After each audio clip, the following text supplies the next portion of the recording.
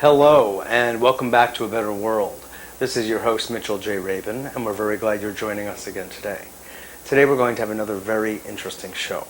We have with us Jeremy Gilley, who is here from England because of the opening of his documentary called Peace One Day, which opened at all places, the Ziegfeld Theater, New York's main and largest and most spectacular theater. And it was all about the work that Jeremy has been doing for approximately a 6-year period to take the International Day of Peace, which is something that has been mandated by the United Nations, and make it into a real calendar-based thing that everyone in the world could and should know about, so we could actually have something called peace. It's a really amazing effort that Jeremy has made over these past years, and we're very glad to have him on the show because, as you know, one of the things we so like to do on A Better World is to model people doing great things, meaningful things, to make the world a better place for all beings. And Jeremy, well, he'll tell us his story, but he started as an actor and then a filmmaker, and he went from this into basically hubbubbing with the great political leaders of the world and making a difference in everybody's lives. Hey, great to have you, Jeremy. Yeah, it's good to be here. Good. So tell me, what was it that really first inspired you? Just paint a little picture, if you would, of what your life was like and then sort of what has become. I was acting for many years. And in England? Yes, yes. And you've got that kind of a face. Yeah, well, that I was doing, and I started when I was very young, and getting older, I was concerned about the situation in the world, and very confused by the things that are going on. I couldn't really understand the starvation and the destruction and the killing, and I was kind of asking questions. Is humankind fundamentally evil? Is the destruction of the world inevitable? Should I have children? Is that a responsible thing to do? And just a whole series of thoughts. The kind of questions, really, that everybody asks themselves, but dismisses and puts aside, for the most part. Yeah. Well, that's right. I mean, I think you're perhaps right that people do think about these things, and of course, we all want to try and do something about it or learn more about it. But just the way that societies are, we have to feed our children and provide homes for ourselves, and I think for many people, it's very difficult to be able to really take part in a kind of a process of change due to the way in which the world is set up. And so I don't, for those who are in that predicament, I support them and stand by them, and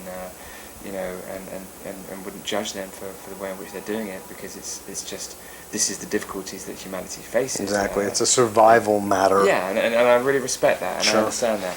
Sure. However, for me, I'm a filmmaker, and I was reading at the time that there are lots of sectors of society, whether it be government, intergovernment, non-government, corporations, media, sport, education, whatever it is, and each sector has a chance to kind of do something within that sector that ultimately could be a part of some kind of change, some kind of real process. Contribution contribution to the whole. And media is one that obviously can make quite a profound difference. Which is, you have this amazing community channel, and things that you're doing with your channel, and I as a filmmaker thought, okay, well, maybe through the making of a film, I could try and kind of answer some of the questions that I had, running around in my head on a daily basis. And so I started to sort of think about that, and I was thinking about, wanting to make a film about peace, and, to sort of speak to old, young, wise, poor, rich, whatever, people from the global community, to kind of ask them, listen, how do you make sense of them? And as I was doing that, I realised that there was no real narrative structure to a series of sound bites from different members of the global community, as interesting as that would be. And if you want to tell a good story, then obviously, very simply, you need a beginning, a middle, and an end, and there needs to be some kind of journey that plays itself out. And so I was kind of thinking, well, what is it that this film could try to do? What kind of journey could it take? And I realised through thinking about the issues of peace and why there wasn't peace that there was no day of peace. Well, certainly I didn't know of a day of peace anyway. Yes. Of course, there has been one for many years, as the film, informs people. Exactly. But and in fact, that's one of the problems. There was one, and no one knew about it. That's correct. Unless you happen to be somehow connected to the United Nations. I mean, we're just a matter of blocks from it here, so we got the message, but the rest of the world has no idea. That's correct. And so initially I thought there was no day of peace, and I thought, well, wouldn't it be interesting if I made a film that tried to create a ceasefire, non-violence day, a day of peace, a real true day of peace, with a fixed calendar date, because obviously if you want to celebrate a day, then you need to know when it is that you're going to celebrate. Because until now it's been like, what, the second or third Tuesday of every September? Yeah, that's right. I mean, so the situation is that there was a day of peace that was created by Costa Rica through a UNGA resolution in 1981, and this day was to strengthen the ideals of peace both within and among all nations and people. And that was a beautiful vision, but unfortunately, and it was nobody's fault, but unfortunately, because it didn't have a fixed calendar day, well, it was impossible really to know when it was. No one knew about it. No one really knew about it because it didn't have a fixed calendar day. And that's fair enough, because there were good reasons at the time why they didn't have a fixed calendar day. But if you really want something that is going to unite the people of the world, then they need to know when that process is going to begin, and it needs to be regular. Otherwise, it's like our birthdays. We all know when to celebrate our birthdays. If our birthdays move, then it will be very difficult to celebrate them.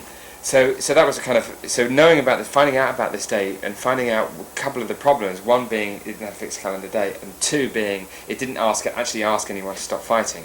Then it became clear what Peace One Day as a film needed to try and do, and that was, could we make a film and make sure that by the end of that process, the United Nations in that peace became a global ceasefire non-violence day, and also could we set it, could we create a fixed calendar date for that day? And that's really what my film was about. It was a film about traveling the world, building the case for the existence of a day of peace with a fixed calendar date, and and after many years of traveling, ultimately the British and Costa Rican governments put that idea forward to the United Nations General Assembly, and the world unanimously adopted the day. It was unanimous? It was unanimously adopted, yeah. Isn't that a historic event in itself? Yeah, I mean that was quite a moment. It was the 7th of September 2001. And I witnessed that process unfold, and right. Obviously that was listen, there are many people throughout the world. Well, you were like the midwife of it, really. Yeah, I mean there are lots of organisations that had spotted this issue. Mm-hmm. I wasn't alone. There were other organisations, but they weren't filmmakers. So right. the approach that I took was obviously different to the approach of others, and that's the power of the form. I mean, exactly. that's how the film camera can make a tremendous difference, because it's it really supported the speed of the process. Because everybody knew that ultimately it made sense, and two, there was a film being made about the process, and I think everyone sort of rose to the sort of responsibility that recording this process sort of has. It's kind of like, are we really not going to let this happen, and are we really going to allow a film to record it not happening? I mean, that just makes sense. It wasn't going to be good for anyone. One of the aspects of filmmaking is that, and it really came so clear in your film, is that it bears witness to a process. So when you go into Kofi Annan's office or the other luminaries that you were visiting over and again, when you set up that camera, it's not just you and the person. It's you, the person, and the world. Yes. So there's a different kind of listening, there's a certain different kind of behavior. It's very powerful. So you're bringing that to the table, and I think that's critically important to your success, actually. Yes. Again, just thanking the medium itself, for that power. Yeah, I think that's absolutely right. I mean, there were many individuals and organisations that, I had an idea, and and I began a process, but I didn't do it alone, and it's turned out to have been a complete success, and now we're about to embark on a journey where we travel the world, via television broadcasts, film festivals, key events, special screenings, taking the film to schools and universities through every continent of the world, and that will happen very quickly, and we're literally launching into that process, sort of as we speak. But it was interesting, for your viewers to know, and that on the 7th of September the vote went through, but then on the morning of the 11th of September, 2001, Kofi Annan was going to announce the creation of the day to the people of the world, and of course the planes hit the buildings, and that announcement was never made. And I think again, the film sort of shows and records not only a day being created, but it also recorded a very important period of time in sort of our history, and I think that's part of the reason why the film has been, or the film has a lot of interest around it, because there were some key events that occurred and a few mistakes that I had made myself through the making of the film that become a real sort of testimony to the sort of importance of the people of the world, the people watching your channel, uniting. I'm a firm believer now that governments aren't going to to create peace on this planet, and it's really the people. And now government is made up of people. I mean, that's not about making government wrong, but I think the importance of the day, the importance of the 21st of September, is it is the only day of peace that's existed in this world with a fixed calendar date voted by every head of state in the world. And it's absolutely essential that the people who feel very disempowered by the images that they see on a daily basis, if you're a parent, what do you say to your children when they see the events that are going on a daily basis? So I think, the 21st of September for me, for the people who are watching your channel, is an opportunity to become involved, to say, okay, well, the 21st of September, is the day of peace, and I myself will act. I will carry out an activity, and if they have time to let peaceoneday.org know of what their commitment is, then we log it, which means other people look at it and other people see it, and effectively we're trying to bring the world together. Exactly. But it's focusing on you're building a power. Yeah, I do think that that's one of the salient points you make, Jeremy, in the film, which is that, and as well as the leaders were making, that change happens because people change, or people demand the change. It will not happen with governments left to their own devices. Governments are essentially run by multinational corporations and their own self-interest. I mean, it's just true. We see it all over the place. But the people have to be interested in their own well-being, and their interest is peace. Yes. And not having their children, their boys and girls, go off to war. Yeah. And so the point can't be made strongly enough that the power really is in our hands. And I love the film so much for just reiterating that. And what is his name? Franzel? Sorry, I don't remember. One of the UN key figures who was just adamant. Yes, Fauzi, right. Fauzi, yeah. Who just so adamantly made the point that if change is going to happen, it's going to happen because the people mandate it. Yeah, and the people do it, and the governments follow people. Yes. So to me, this is one of the great gifts that you are giving forth to the world through the film. Yeah. And why it's so important for it to spread en masse, throughout the world. Yes, and and interestingly, people say, well, what can one day do? I mean, one day when people see the film, they'll understand what kind of an effect. Yeah. Do you want to cut there? Yeah, no, I think that's one of the you talk to people about the day and.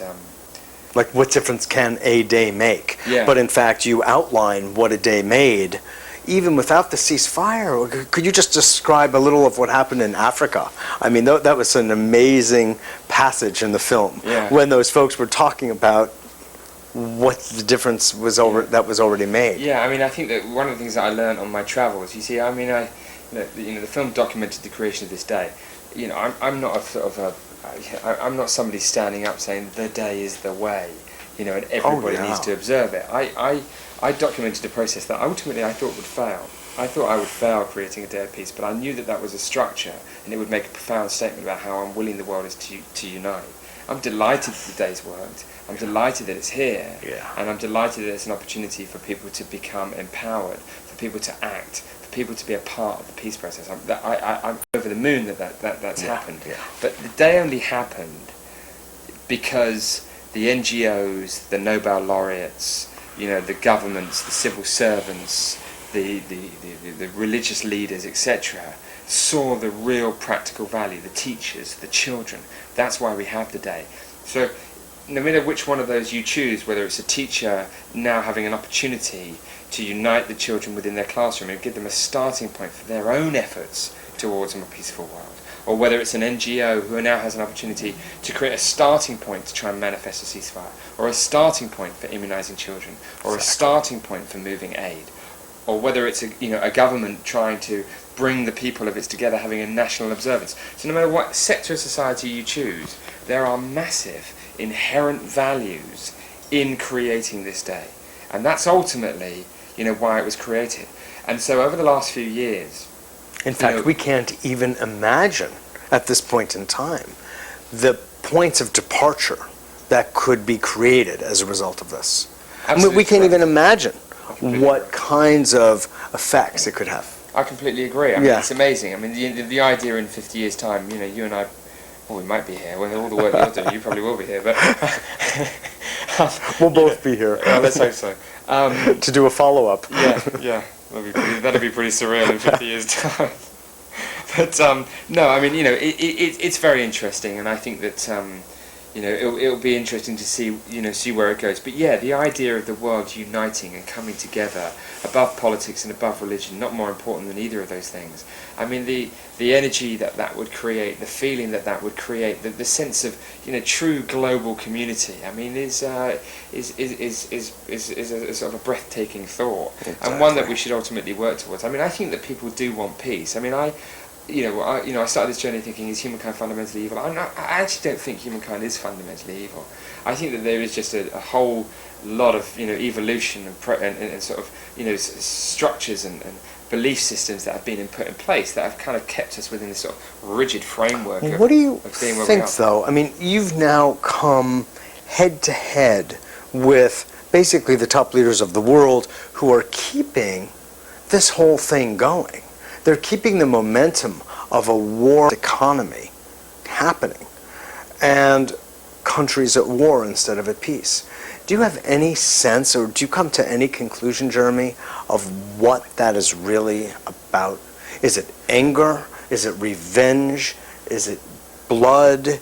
Is it what is the main motivating factor, do you feel? I'm not sure, and I think that actually the years of experience that you've had on these issues probably much better answering that question than I am.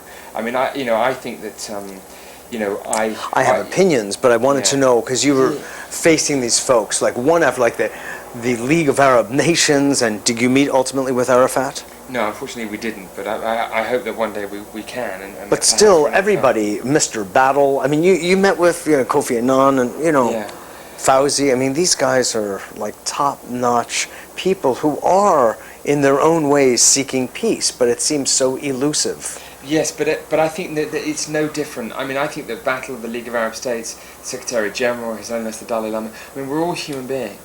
And I think that we've all got our strengths and our weaknesses. Sure. And I know from myself within my own family, or my own relationships, how difficult it is to keep a kind of a sense of love and respect and peacefulness. Mm-hmm. And it's a very difficult thing, and I'm no different to the rest of them, and I'm as angry as the next person. And I think that but we are all striving to create a better world, which is what your channel is all about. Yes. And I think that I don't make anybody wrong, and I'm not saying that anybody's right or wrong. I think that the moment you make somebody wrong and you point the finger and say, well, it's all down to government, it's all down to him, or it's all down to her, then you're just creating more bad energy. You're just creating more of a divide. And I think that all of that has to stop for me. It absolutely has to stop in terms of media, and I will not be a part of something myself which is labelling people right or wrong. I'm not interested in that, and it absolutely has to change. And if you look at the film, yes, there were some difficulties, but at no point will I make anybody, the enemy, because then that's not about peace. That's not perpetuating the process, actually, that we don't want. And that's easy TV. I mean, there are some incredible documentaries which you can see in the cinema right now, which are very powerful, which have got an interesting point to make, but ultimately somebody gets it in the neck, and I don't really like that. I'm not interested in that. And perhaps that's why those films will be much more successful than perhaps the Peace One Day documentary.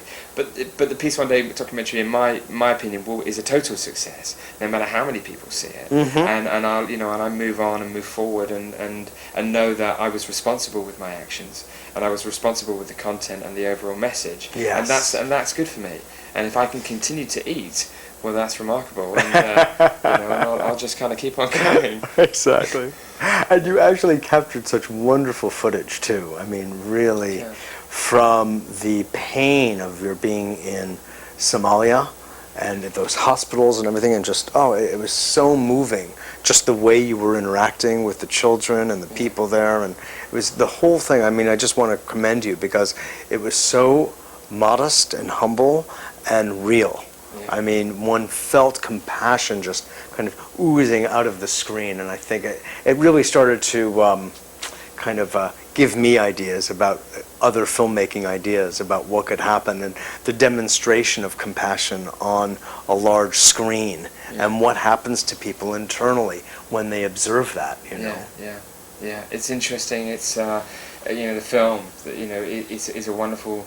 It's a wonderful sort of canvas, and I mean the Ziegfeld has got to be probably one of the biggest canvases in the world, and to see that work be projected up onto it, it's just the most amazing thing, and I just love it, and it excites me very much, and I just want to be able to keep on making films for the rest of my life, and I hope I'm able to do that, and I think that the sort of success that this one's having means that there's a good chance I probably will. So I look forward to that process. But right now it's about getting out there. I mean, people watching your show, if they can visit our website, they can see our films there. Absolutely. Just say the website again. Well, the website is peaceoneday.org. That's peaceoneday.org, and they can find out information. There's a place there where if they want to make a commitment, 21st September 2005, they can. If you're thinking about what I can do on that day, well, whatever it is, you can do it in your home, you can hold a minute of silence, you can create a moment within your workplace, within your community. But participate somehow. And it really doesn't matter how big or small it is, but it's quite important that you let peaceoneday.org or indeed any doing it, because then that way we can keep a record of it. But the other thing, the last thing that I've been saying, well, not the last thing, but I mean, something that I've been saying, and I think it's quite important, is that the 21st of September, for the thousands of people that are going to watch your show, the 21st of September is your moment. The word non-violence is in the resolution because it's as much about the violence between our countries as it is between the violence in our homes and in our schools and in our communities. And so, if you now know about the 21st of September and you don't observe it, that's okay. And you really shouldn't feel guilty in any way, or you shouldn't be made to, wrong for not observing it. But I think if we all know about the only day of peace that exists on this planet, unanimously adopted by every head of state of the world, built on a case that was rock solid from all sectors of society, from the global community, and you don't observe the day, then I don't think you should blame government or the UN system anymore. Because that's kind of not really too fair. Exactly. We the peoples, which is how the Charter begins, need to be very active in this process. And if we, the peoples, unite, then we will have a united world. And if we have a united world, then government will do it differently. So the emphasis is on us. So if you're watching, please, get involved. That's right, definitely. Let us all know. Last year, we had a wonderful gathering in Central Park, and we had also many different religions represented, and we did this amazing thing called the Pool of Prayers, where I'm connected to probably a few different spiritual traditions, but this was a Taoist hat that I was wearing, and others from the Jewish and Christian and Buddhist. Everyone just came together in this beautiful orchestration, and we did meditations and talks, and we had hundreds of people gathered to participate, and that's been going on really for years. But as we said before, it was just a small group of people generally, and what you've done is bring this, and you are bringing this to the world, even being on our show. You're really bringing this message to the world, and it's we can't really thank you enough for you. And I know it's a collaboration. No one man does everything alone. It's always a collaboration, and you've gotten gorgeous support from so many sectors. It's it really shows that what someone can do when they have an idea. and they want to fly with it. Yes. And yes, it takes commitment, and yes, it takes energy and persistence and incredible tenacity. Yeah. But hey, look what's happened, Yeah. you know. You know, we say that peace is really difficult, you know, like you said, we all have anger and all that. It's really true. I mean, ultimately, we have to deal with something called anger management. You know, I mean, it's just like necessary, or violence management for that matter. But, you know, it really does start at home. And I think that's such an excellent point that you made that I really want to get conveyed here, that if we don't have peace in the home, we don't have peace. Yeah. It just doesn't exist. And I actually think that it's easier to come across and come to than we say. Yes. It's really, I think, to answer that question that I asked you before, Jeremy, about why are we so war-oriented, I think it's largely habit. Yeah. It may sound funny, but, and it's also the addiction to the economics of it. But I actually think it's really quite easy to overcome. Yeah. I just do, and I think it's healthy to even think of it that way. Yeah. That Well, it just here's ain't difficult. overcoming. And listen, you Exactly. know, I commend you too. I mean, I love what this community channel is all about. I mean, you you. told me a little bit about it before we came on air, and Yeah. I just think it's beautiful. You know, it's all Yeah. about, you know, it's not about money. It's just about a commitment, and you Yeah. know, I congratulate you too for getting a sweet message out there. Thanks a lot, my friend. Cool. Keep up the good work. Thanks a lot. Okay. That was Jeremy Gilley. You've got to go see the film, and please do contact the website, peaceoneday.org, and you can learn more about it. They've got DVDs, etc. Get involved.